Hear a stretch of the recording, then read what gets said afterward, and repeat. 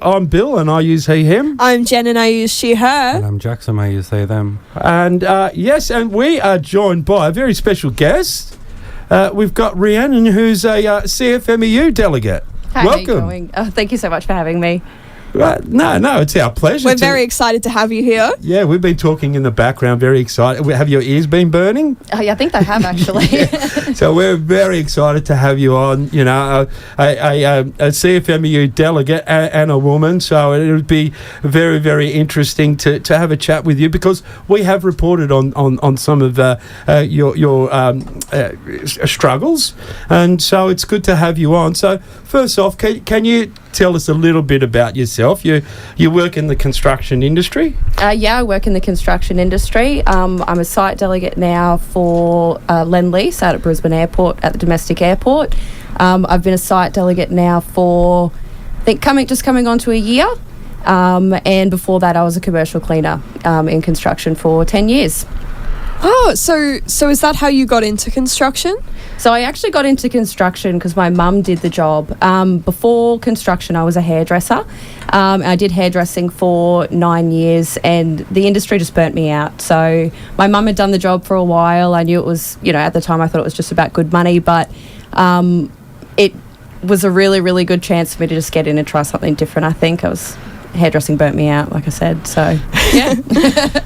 I know a couple hairdressers. Yeah, it's a tough gig. Yeah. You're very tough. And so you're now working, you moved on, you're working in the construction industry. Now, how did you hear about the CFMEU and what motivated you to join in that initial stages? So when I first went to EBA projects, or CFMEU projects, whatever you want to call them, Tier 1 work, you could just tell as soon as you walked in that it was a union job. I wasn't 100% sure what it was all about, but you could see straight away that there was a lot of camaraderie and that was just a nice, safe place to work. You could just tell the difference between... I'd worked before stepping into that. I'd done construction cleaning, but just in the Tier 2, Tier 3 world, and it was pretty savage. Good, still different from hairdressing, and I was happy doing it, but stepping onto an EBA project was next level. So they sort of welcome women with open arms, and I noticed it from day one.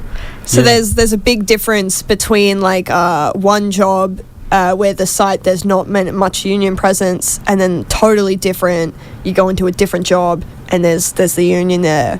Oh, 100%. In what ways do you notice the difference? You can tell before you even walk through the gate, to be completely honest. For starters, when you walk in, a union job is organised. There's, where you're going. Everyone there has generally got a smile on their face. Less miserable. Absolutely, and it is. It's just the vibe. As soon as you walk through the door, to be completely honest, you walk up through the amenities. The amenities are sensational. You've got your regulars on site, the hoist drivers, Peggies, just the labourers, and everyone's generally speaking in a pretty good mood. So it's a team. That would be a good way to put it. An EBA side is the teamwork. It's good. That's awesome. You were using some terms there I'm not familiar with. Tier 1, Tier 2, Tier 3. You can get a quick...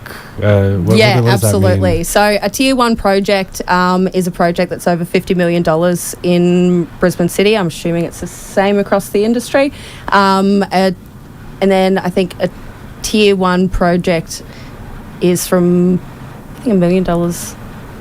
So a Tier 1 is a really big building? Yeah, absolutely. So over 50 million. And a Tier 2 might be a smaller building?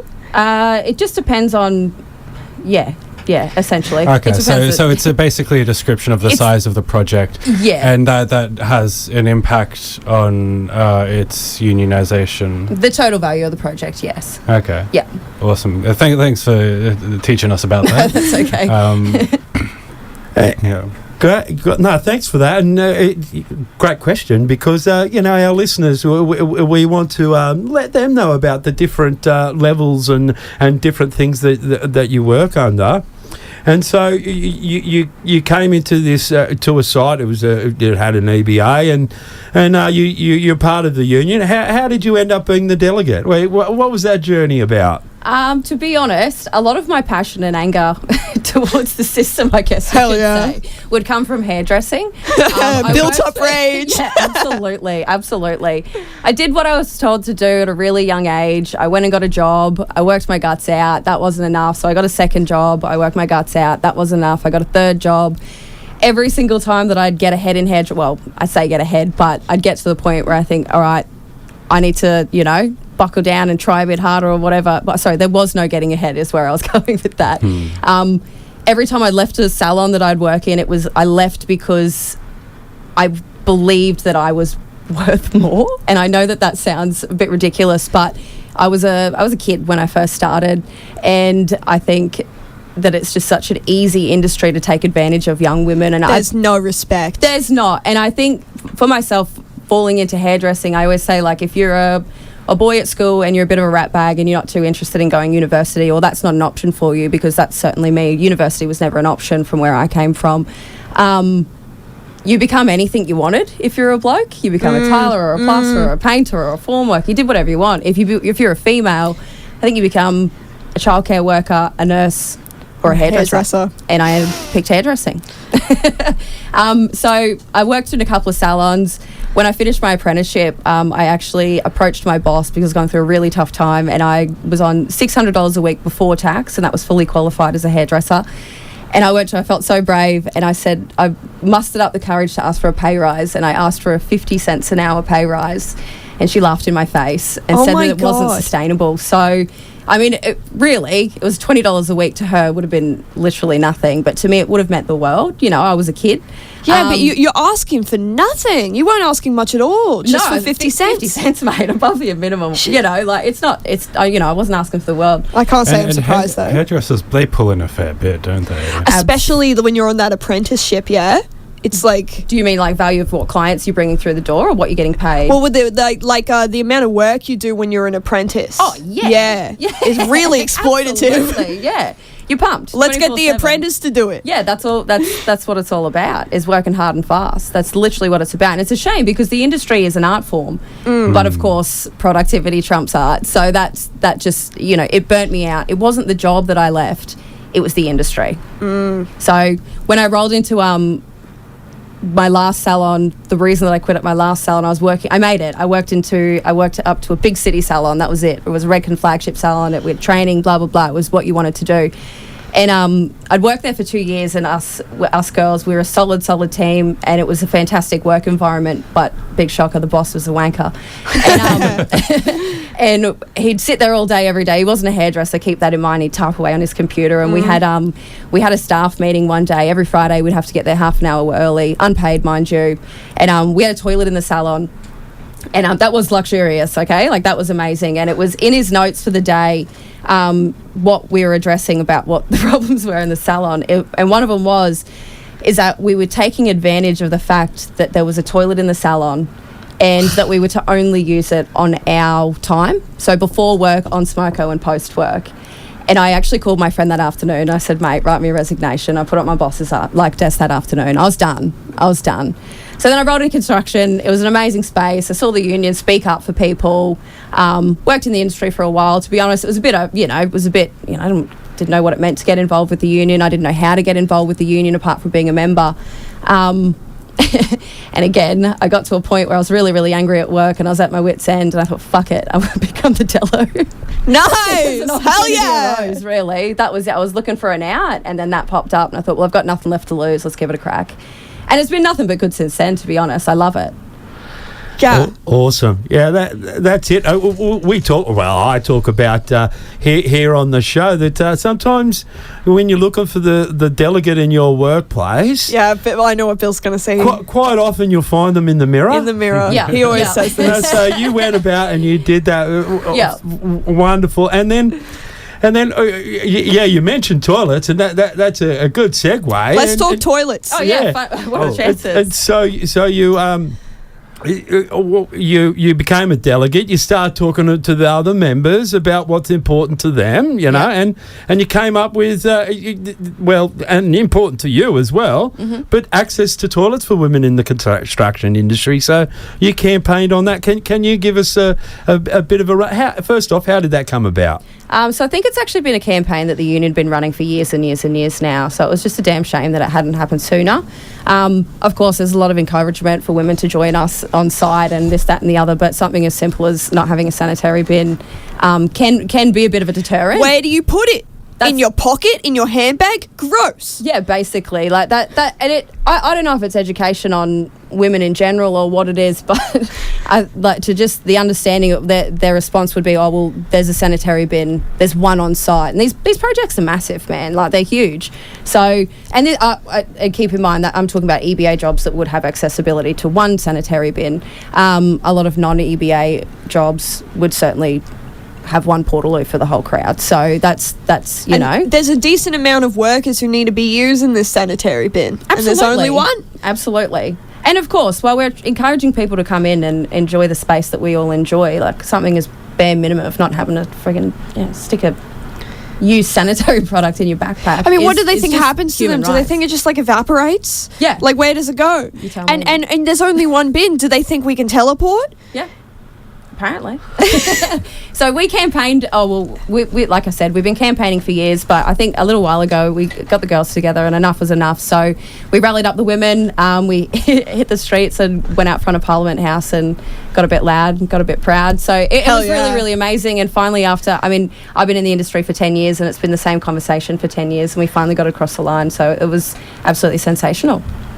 And you were saying before about how you notice the amenities are definitely different on like a union site. We were talking earlier about how it's the places where there isn't a union presence that really need it, where they have these worse conditions. So would you say it's about lifting up all workers? Oh, 100%. Like I said, we were lucky enough to have a sanitary bin on union jobs. That wasn't all union jobs. A lot of them were very female friendly and they would be through towers. I'm just speaking, from the worser end.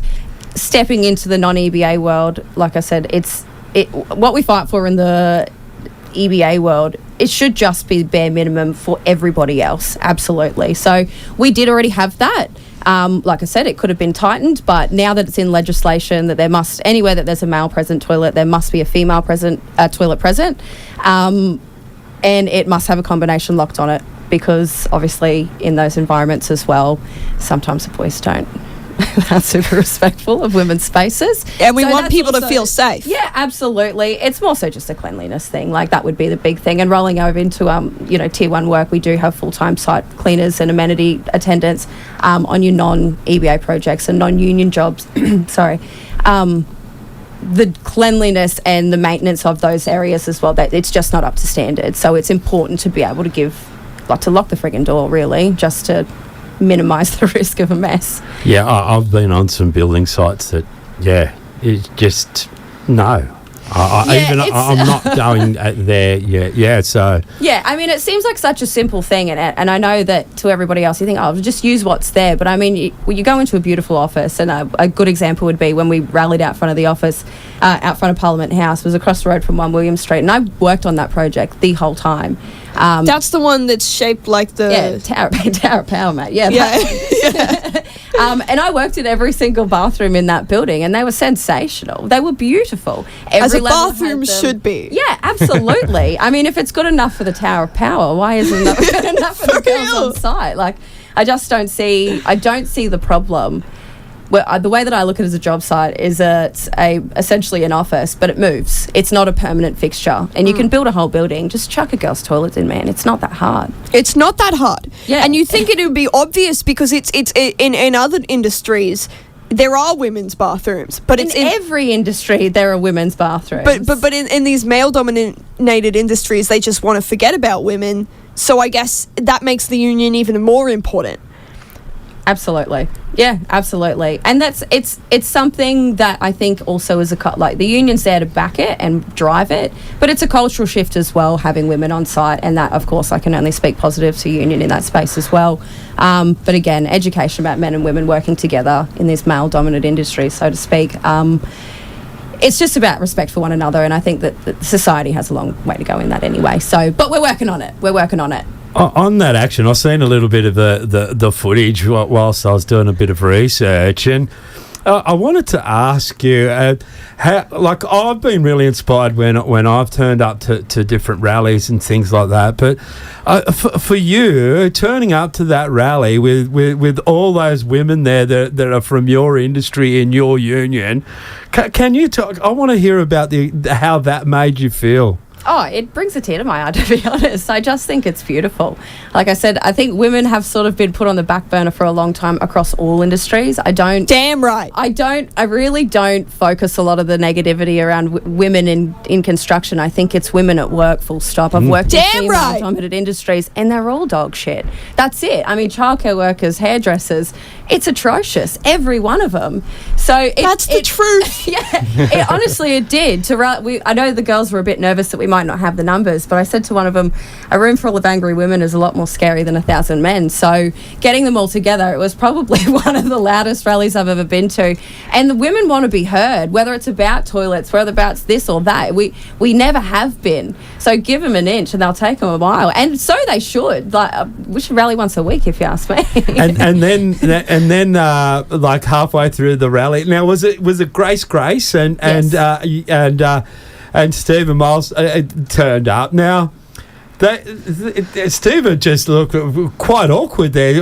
Could you give your interpretations of his body language and conduct? Look, I was lucky enough to actually go into Parliament House and sit down and have the meeting with him, and to be honest, he was just a yes man. I don't think he actually knew what to do or say. A lot of our energy was directed towards Grace, essentially, because she was the IR minister and a female herself, so we thought it'd be a bit of an easy one, and he kind of just stood there and nodded. Like that's as much as what I've Sometimes boys don't know what to do. Yeah, that's the way I've seen him. It was, I think 6 women went inside and said, "Give us our friggin' toilets." He said, "Yes, ma'am." Yeah. I've seen him deer with headlights. Yeah. Well, and so he should be. It was a really.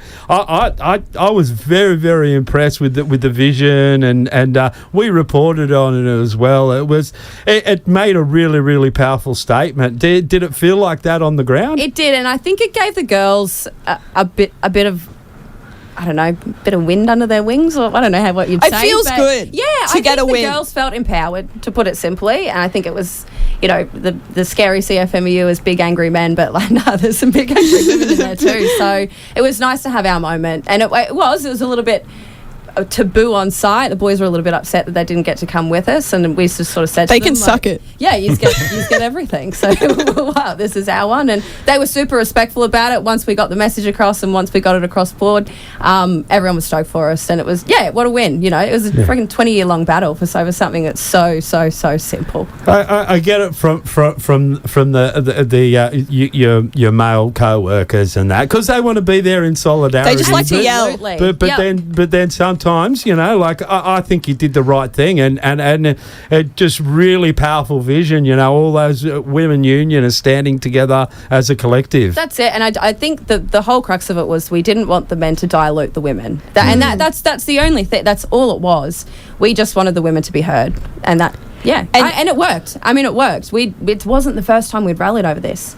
That's the thing. It's come up in every single rally I've been to over the last freaking 5 years. So having just the girls there got it across. I don't know, maybe Grace felt like it was a bit of a personal attack or something like that. I don't know.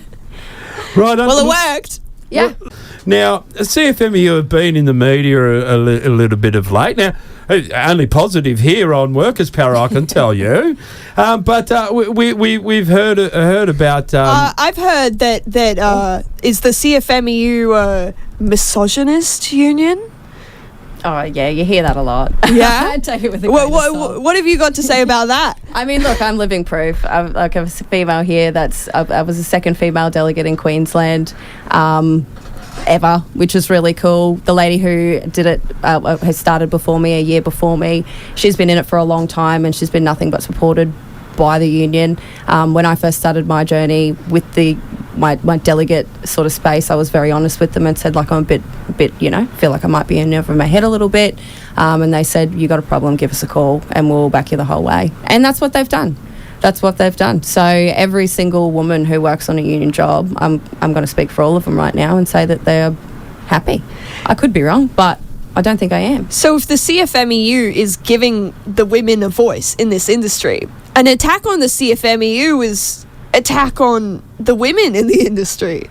Oh, it's an attack on women across the board, if you ask me. I actually, I saw a little video a little while ago. I think Jackie Lambie put it out and was talking about women in unions and this and that, and having the CFMEUs just, this, that, and the other. Anyway, I couldn't help myself but comment on it. So why don't you go and ask a CFMEU woman?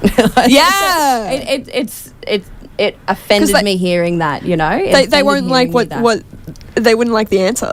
I don't know. They wouldn't. It doesn't fit their narrative. Knocking out the CFMEU with hopes of supporting women is only going to set women in the industry back, I think, friggin' 100 years. I think proof is on paper. We've got the highest number of, second highest number of apprentices in Queensland through the CFMEU, and it used to be, I think last year we had 6 female apprentices. This year we've got 36. So that's a massive turnaround, and that's in 1 year. When I first started on the on site, there was bugger all women around. Not that we weren't supported. I just don't think we had much knowledge about what was there for us, and now there's women left, right, and centre now, and across every industry, every trade as well. And again, I think women being in this space, it's not just about having the opportunity to do a job that you may potentially love that you wouldn't have known that existed previously. Working on these jobs for women gives us a sustainable life that we can live on. We can support ourselves. That's a big part of it. Economic freedom. Yeah, economic freedom, which is kind of at the core of feminism. Yeah. And again, talking about other female dominant industries, I don't know a lot of women working in other industries who can survive on a single wage, especially not if they're a mother. Yes. Now, the context for what we're talking about with an attack on the CFMEU, if anyone listening has missed the news, is that the CFMEU has been placed under forced administration by the government after an attack piece on, I think it was 9 News came out, which basically means the government has taken over the union without any sort of actual investigation into whether this news story was true, which undermines the union's ability to continue to do the good work that it does.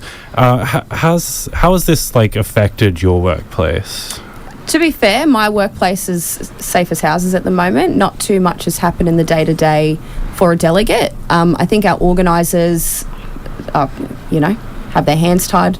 I think that obviously they kicked our leadership to the curb pretty quickly. But a lot of people have pulled up their socks and stepped into positions that they had to. So office side of things, I'm sure there's 1,000 things going on, but when we talk about being on site and representing our members, that hasn't changed. So the rank and file strength on the workplace is still going as strong as it always has. Absolutely. And the members, you've got a really, really solid membership in Brisbane. I think anyway that union jobs are good jobs, and the workers know that. So, you can knock the union down, but you can't knock the workers down, really. Would you say, as a delegate, that the delegate structure plays a really important part in that? Some could use the word upheaval in the management, right? Mm-hmm. But you've got the rank and file that are still ticking along, so to speak. Is it the delegate structure and the structure of the union that is helping that? Absolutely. Yeah, absolutely. I think we've got some really, really good delegates on board at the moment. A lot of them are young, a lot of them are passionate, excited. They're all very, very kind, loving, hardworking people that just want to see a difference in society, to be honest. And don't get me wrong, I think there's a couple in there that just like to stick it to the bosses, but...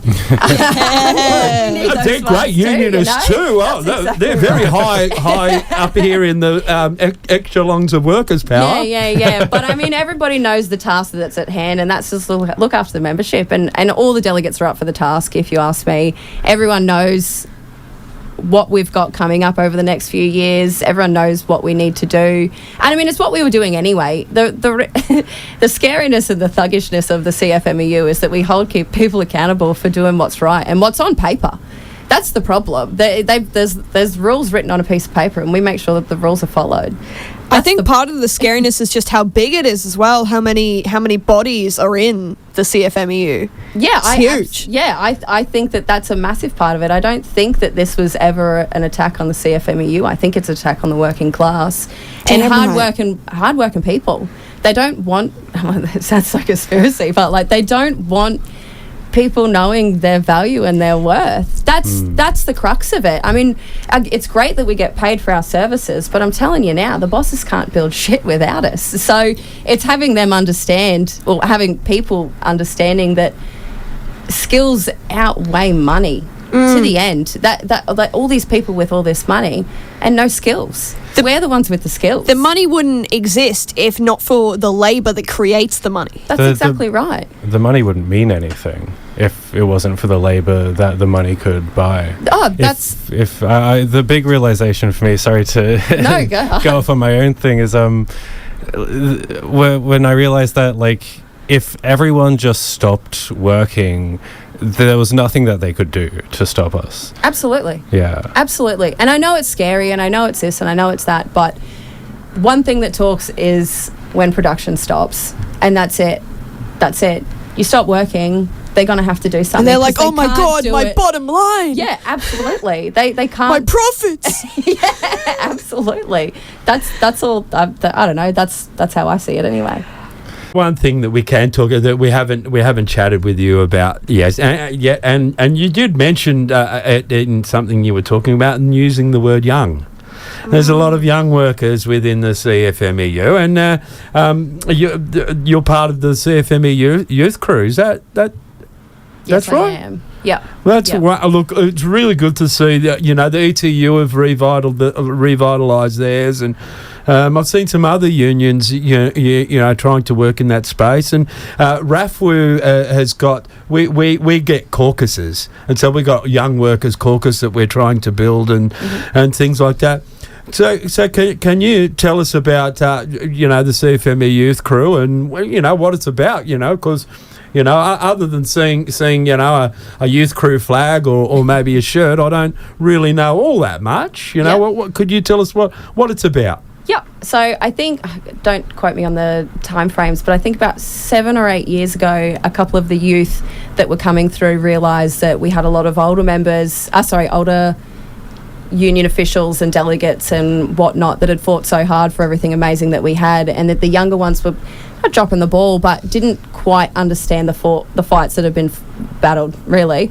So a group of young men got together and just said, we want to create our own thing. We want to be able to be, educate, get the youth on board, get them understanding what it's all about. And just a lot of it's to do with networking, just getting to know each other and creating a community among ourselves. I've been on the committee only for a couple of months now, so in the time that I've been in there, it's just been a really, really amazing space to see like-minded people in the same space. And, with the Cross River pickets and, we've had campaigns over the last few years that we've worked on. The Killer Stone campaign would be a massive one. That had been fought for years and years and years, and it came from the table from the Queensland branch, actually, that why don't we hit the big spots in town like Bunnings and IKEA, and they got the youth crew together. They dressed up in these cool ass white suits and took some signs and QR codes to Bunnings, and just interacted with the general public. That wasn't anything aggressive, it wasn't anything too serious, it was just a laugh and a chat.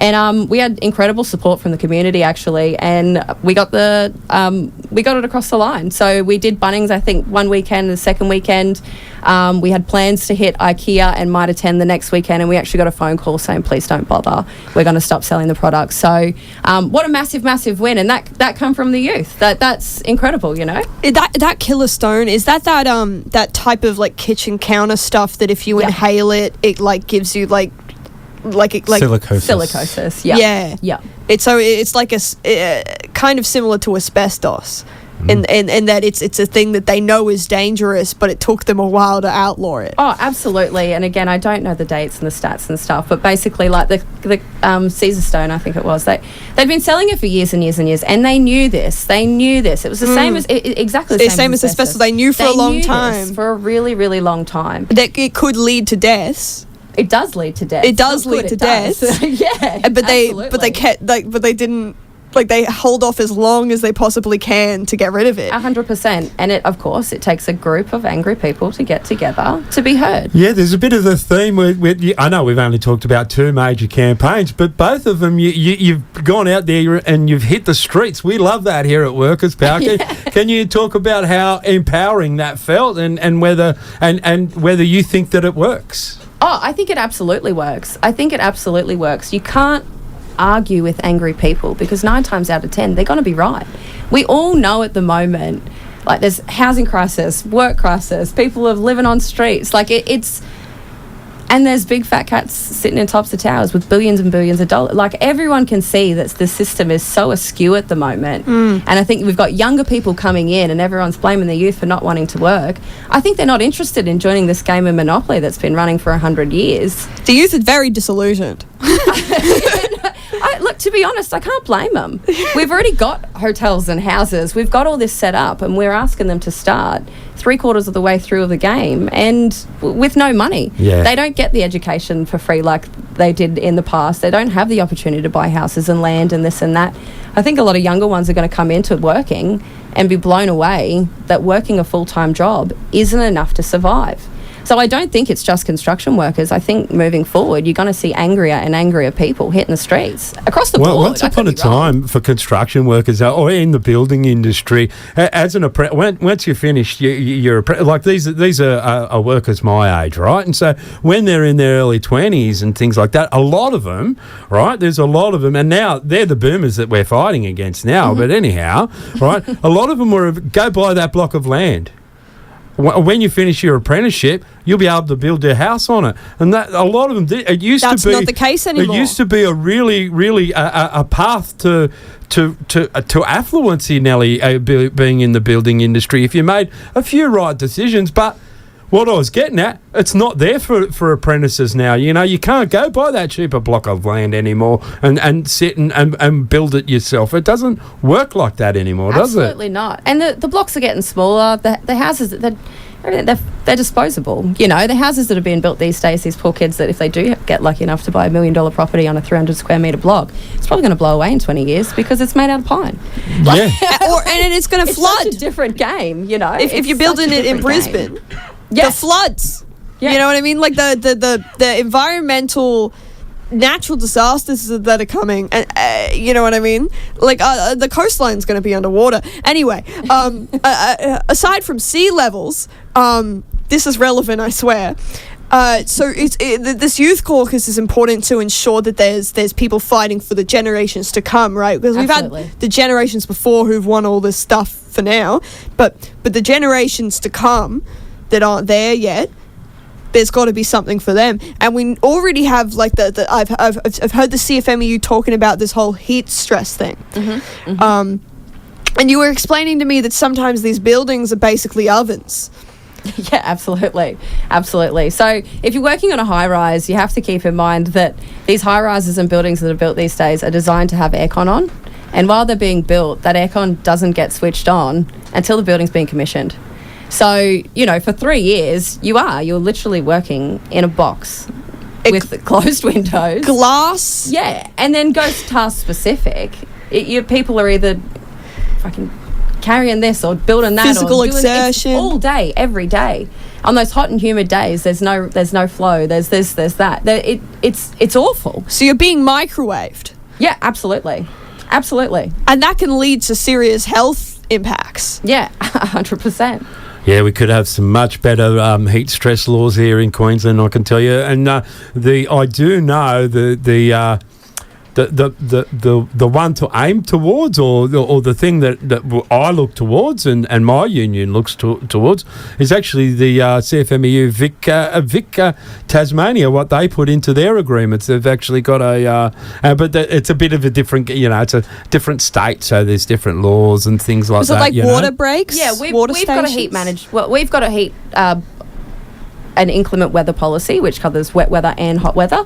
And then we've also, on our jobs, we have our HSR committees, and as a committee, we come up with hot weather policy procedures for the job individually. What does it I'm look going to have like? to go check What those ones out. Yeah, they're not bad. What can you do to prevent heat stress? So just apart from the obvious stuff, rotating workers, keeping hydrated, this, you know, all your stock standard stuff. The big thing would be lightening the load for each worker. So the big thing is you know, you're going to have a stinking hot day, bring another 2 people on so you can rotate through. I don't think it's too much to ask that we've got cold water on site. It's in our agreements anyway. There's a lot of union jobs. I know the job that I'm on too, on really hot days, we'll bring around ice blocks to keep people cooler. Nice. And to be fair, a lot of builders are quite receptive of it. They don't really argue these days. There are still some builders out there that aren't, and they will, you know, that obviously, I don't know, there's a specific jobs as that a we're manager, talking about. it's lunacy. It is. It is just stupid, and you know? You can't fathom it until you've done a day standing on, you know, there's so much shit. Dripping in your own sweat. Well, let's just talk about traffic controllers for a Oh, second. yeah. Because apparently they're the highest paid in the country, but we all know that that's actually not true. People talk about traffic controllers having the world's easiest job, but I don't know if you've ever stood on a road for 10 hours a day around idling trucks and working with people, the general public, in the blazing hot sun. And now our heat policies are, we measure with a wet bulb thermometer, so it's a specific instrument. All of our policies that we build are actually built off scientific research. So we don't just pluck numbers out of the air. They are recommended numbers, they are recommended figures. So our policy is, if it hits 35 degrees, you're out. You can be moved to a cooler zone, so that we don't shut the job for the day. You just need to move to a cooler work zone. If they can manage it by, you know, providing a bit of shade to cool the area down, we'll keep working, that's fine. The other one is that, which is obviously living in Brisbane is a massive one, is the humidity. So it's been scientifically proven. We can work in it for up to 3 hours of 29 degrees and 75% humidity. So that's the ambient temperature around. So you need to keep in mind too, that's, for example, like the form workers and the steel fixers are standing on a black deck in the blazing hot sun, reflecting with their backs to the sun all the heat day. reflecting up. Absolutely. So it's the ambient temperature, but I mean, you put something out in the sun, it's not the same temperature when you pick it up. It's hot. And there's only so much the human body can take before you pass out. Absolutely, and that's why there was time and energy put into having it scientifically backed. It's not, like I said, we didn't just pluck numbers out of the air. It is literally life and death. There was a death last year in Brisbane City of a man overheated. That could have been prevented. It 100% could have been prevented, and it's absolutely atrocious that it wasn't. And traffic controllers, it's a dangerous job, not just because of the heat, but also because they've got to be controlling traffic, and we all know that cars are death machines, and if they're not 100% focused, an accident could happen. Well, a funny statistic actually is traffic controllers actually have one of the highest rates of death at work, but they're not recorded as workplace accidents. They're recorded as road accidents. So they don't actually get What a recorded loophole. because it happens on a road. So we don't even have the stats of how many traffic controllers die at work because they're considered road deaths. So it's not an easy job, it's a dangerous job. I've done it. It's fucking hard, man. I remember my first day. Someone passed me about. I'd done the training. I'd done my hours, and I was working on in Brisbane City over at Wollongabba on I can't think of the street now, Vulture Street, and someone handed me a bat and said, "All right, stop the traffic." And I said, "Well, you want me to walk out in front of this car?" Yeah, There's a car coming 60 k an hour towards me. They said, "Yep." I was like, "Oh, well, that's my job." Okay, you know, like you can't. You're literally standing you walk in front of oncoming traffic. in danger. I don't think I'd be able to do it. I'd just stand at the side of the road going, hey. Yeah, anyway. and we actually reported on a bit of a story last week where a worker who was put in this position on a work site where they were supposed to be given 2 tasks that should have been 2 separate tasks. They were doing traffic control, and they were also spotting some kind of, I don't know, construction vehicle. I don't know what kind, like, you know, one of those things with the cylinder something. Yeah. So I had to spot this at the same time as control traffic, and obviously they couldn't do both, and their leg was crushed. And when your leg's crushed, like your leg's crushed and your life's never going to be the same. That's exactly right. And again, it's sometimes people don't realise that the longevity in this industry just isn't there for an office job, or it's just not the same as an office job. Like, you get your leg crushed at work. I mean, that's potentially the end of your career. And how can they get away with this? How could this could have been totally prevented if they had two people doing two jobs instead of trying to make this one person do these two things at the same time. Oh yeah, you're preaching to the choir. The funny thing is it's in the rules to have two people do the job, but they do it anyway. That's it. People just don't like the rules are there. How do they get away with that? They just do, and that's why it's not just retail where managers are breaking the rules, comrade. It's everywhere, mate. Yeah. It's everywhere, and that's it. Everyone talks about the union friggin' scaring everyone and this and that. We would just be there to say, hey, put that other person on. That's it. Or we'll pull the work group out because it's not safe. It's not safe. And that's the crux of it. And then you hear, 2 days later, you hear, the union came in and tore the job apart. No, the union was making sure that you had what you said you were going to have. Yeah, great comment. That's it. That is a lot that where you considered a radical and you go, oh, hang on a minute, this is the agreement. Yeah. I'm just, I had one, it was to do with PPE. I was arguing with my bosses. No, but you agreed to this. Why am I the bad guy? Absolutely. For standing up for something that you agreed to, Yep. So, Fellas, is it radical to not want your leg crushed? Yes. Well, we've had such a fantastic discussion that we've ran out of time. Thank you so much for having me. Is there anything quick you wanted to touch on? Is there anything that you wanted to mention? I don't think so. I don't think so. I think it's just been really cool. I'd recommend to anyone that if you're not in a union, join your union. If you are in a union and your union sucks, go and talk to them about it. You can vote them out and get, the stronger your union is, the more results you're going to get. So if your union's not performing for you, go and talk to them about it. That would be my advice. Right on. I don't know.